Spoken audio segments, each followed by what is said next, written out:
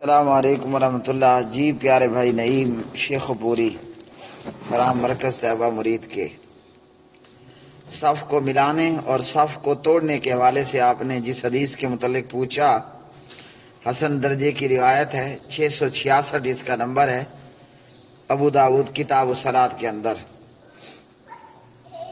اس حدیث میں نبی علیہ الصلاۃ والسلام نے صف بندی کو، صفوں کو درست کرنے کے حوالے سے تلقین فرمائی۔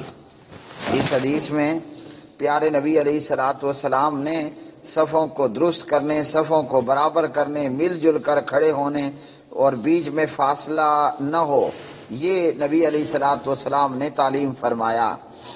راوی حدیث ہیں جناب حضرت عبداللہ بن عمر رضی اللہ تعالی عنہما۔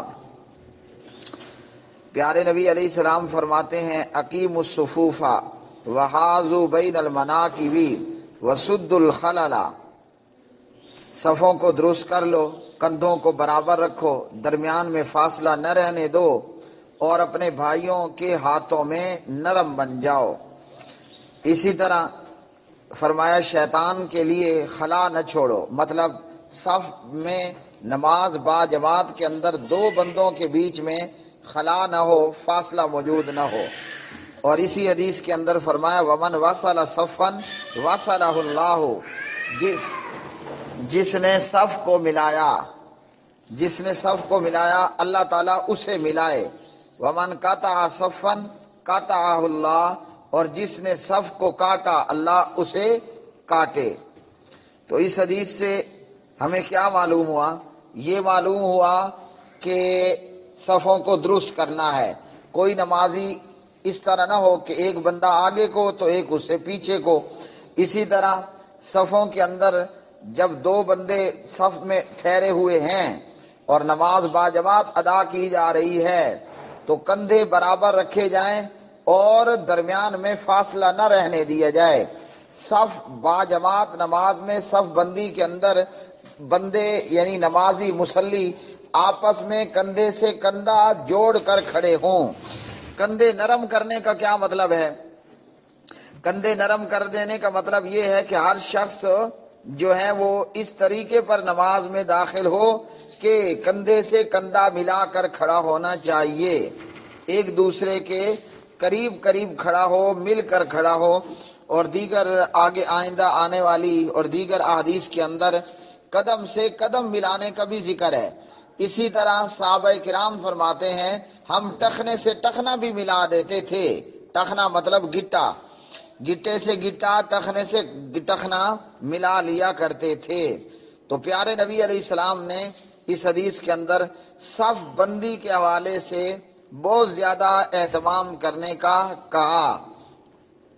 صفیں درست بھی ہوں، کندھے برابر بھی ہوں، کندھے ملے بھی ہوں، بیچ میں فاصلہ بھی نہ ہو، خلا بھی نہ ہو، یعنی دو نمازی صف میں جب ہیں ان کے بیچ میں گیپ نہ ہو، فاصلہ موجود نہ ہو۔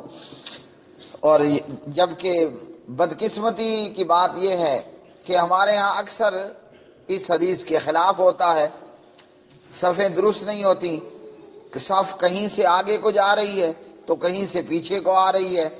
دو بندوں کے بیچ میں خلا کی یہ صورت ہوتی ہے کہ بعض دفعہ تو بکری گزر جائے اور بعض دفعہ اگر آپ چاہیں تو دو نمازیوں کے بیچ میں سے گائے بھی گزار لیں، اور یہ بد سے بدتر صورتحال 100% دیوبندی بریلوی نماز ادا کرنے والوں کی صفوں کے اندر یہ حال اور صورتحال موجود ہوتی ہے، جبکہ اہل حدیث کے اندر بھی نالائق قسم کے لوگ وہ بھی اس قسم کی غفلت کا ارتکاب کر رہے ہوتے ہیں۔ اب نعیم بھائی سوال آپ کا یہ ہے کہ کیا نماز پڑھنے کے باوجود اگر کوئی بندہ اس طرح کا اہتمام نہیں کرتا جیسے نبی علیہ السلام نے فرمایا تو کیا وہ نبی علیہ السلام کی بددعا لے کر جا رہا ہوتا ہے؟ بالکل لے کر جا رہا ہوتا ہے، بغیر کسی شک کے لے کر جا رہا ہوتا ہے۔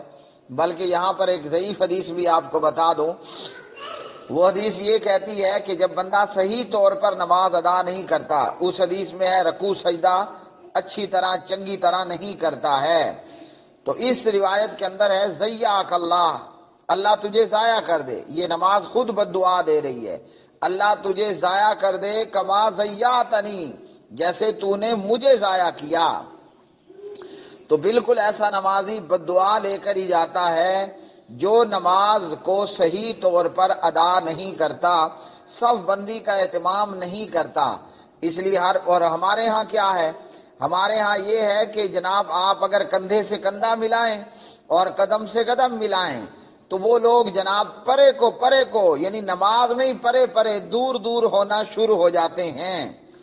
شاید کہ ان کو یہ خدشہ لگتا ہے کہ اگر قدم سے قدم مل گیا یا کندھے سے کندھا مل گیا تو کہیں آپ کا ڈینگی اس کو کہیں کاپی پیسٹ نہ ہو جائے، نعوذ باللہ، ان کے ڈر خوف کی یہ صورتحال ہوتی ہے۔ اور ایسے نالائق قسم کے نمازی موجود ہیں، آپ ان کو حدیث سنا دیں تب بھی ان کے کان پہ جوں تک نہیں رینگتی، یعنی حدیث بتانے سمجھانے کے باوجود ایسے ڈیٹھ اور ہٹے کٹے موجود ہوتے ہیں کہ پھر بھی بات سمجھنے کو تیار نہیں ہوتے اور ان چیزوں کا اہتمام نہیں کرتے۔ تو نماز پڑھنے والے پر ضروری ہے نماز با جماعت کے اندر صفیں سیدھی اور درست ہونی چاہیے، کندھے برابر ہونے چاہیے، بیچ میں خلا اور فاصلہ نہیں ہونا چاہیے، صف کو خوب اچھی طرح ملا کر کھڑا ہونا چاہیے اور صفوں کو کاٹنا بھی نہیں چاہیے۔ اسی حدیث سے ایک مسئلہ یہ بھی معلوم ہوا کہ اگر آپ آئے ہیں اور آگے صف میں آپ کے پاس داخل ہونے کے لیے جگہ موجود نہیں ہے تو بعض لوگ کیا کرتے ہیں، اکیلا کھڑا ہونے کے بجائے وہ آگے والی صف میں سے بندہ پیچھے کھینچتے ہیں، جبکہ یہ صف کو کاٹنا ہے، ایسا بھی نہیں کرنا۔ وہ حدیث کے جو صفوں سے ہٹ کر نماز پڑھے گا اس کی نماز نہیں ہوگی۔ وہ اس صورت میں ہے کہ آگے صف میں جگہ موجود ہے پھر بھی آپ صف سے ہٹ کر صف سے اکیلے ہو کر نماز کے لیے کھڑے ہوتے ہیں تو تب آپ کی نماز نہیں ہوگی۔ اور اگر آگے جگہ موجود ہی نہیں ہے گھسنے کے لیے تو صف کو کاٹنا نہیں ہے، بندہ کھینچنا نہیں ہے، بندہ کھینچنا نہیں ہے بلکہ مجبوری ہے آپ اکیلے کھڑے ہو جائیں، آپ کی نماز درست۔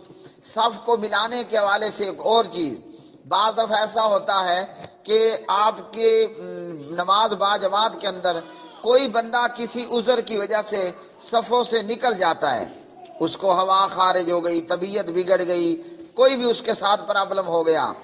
اب جب آپ صف میں موجود ہیں، آپ کی اگلی صف میں کسی بھی وجہ سے اگر خلا پیدا ہو گیا، آپ صفوں میں موجود ہیں اور آپ کے آگے والی صف کے اندر کسی بھی وجہ سے خلا پیدا ہوا، یعنی نمازی نماز چھوڑ کر چلا گیا، نمازی نماز چھوڑ کر چلا گیا یا وہ آگے کی صف کو چلا گیا، تو اس صورتحال میں نمازی کو چاہیے کہ وہ اپنی صف سے نکلے، آگے والے خلا کو پورا کر دے۔